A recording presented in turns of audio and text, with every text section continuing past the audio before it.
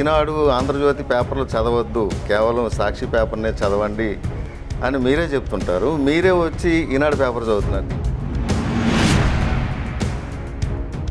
మా మీద బోల్డ్ కేసులు ఉన్నాయి. ఈరోజు ఏ పార్టీ అని అడగకుండా అన్ని వర్గాలకు కూడా న్యాయం చేసాం. ఈరోజు అసలు ప్రభుత్వం అంటేనే పార్టీలకు అతీతంగా పనిచేయాలి. అంటే ఆయన సంపాదిస్తున్నాడు, మీరు ఖర్చు పెడుతున్నారు. సర్పంచ్ గొప్ప, మంత్రి గొప్ప? దానికి గవర్నమెంట్కి సంబంధం ఏముందండి?